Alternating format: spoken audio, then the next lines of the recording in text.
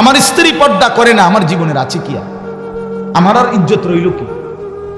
আমার মেয়ের পর্দা, আমার মেয়েটা 16 বছরের, আমার মেয়েটা রাস্তায় বাইর হয়, এলাকার সমস্ত লম্পট ছেলে খারাইয়া মুতে এই অসভ্য জঙ্গলিরা আমার মেয়েটাকে উপভোগ করে, আমার মেয়েটাকে লোভের নজরে তাকায়।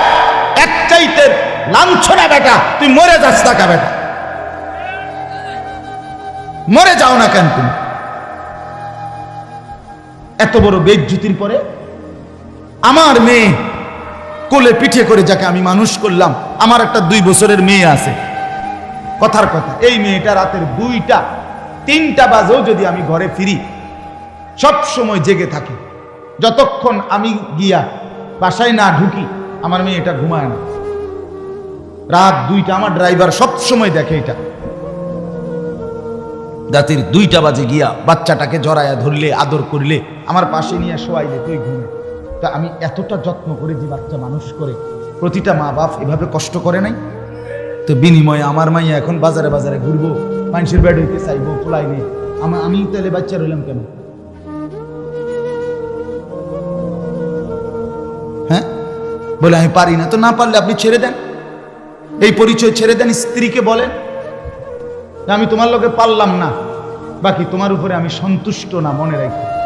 রাসূল বলে এই বেডিরে কইও জাহান্নামে যাওয়ানোর জন্য যাতে রেডি থাকে।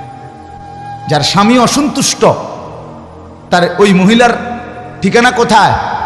হ্যাঁ, তা আপনি এটা কোন যে বিবি তুমি পর্দা করো না, তুমি 1 ওয়াক্ত নামাজ পড়ো না, তো মনে রাখো আমি তোমার লগে ফাইলাম না, হয়তো কুলাইতাইলাম না, বুঝাইতাইলাম না, তুমি আমার কথা শুনলা না, তবে এটা মনে রাখো আমি তোমার প্রতি অসন্তুষ্ট,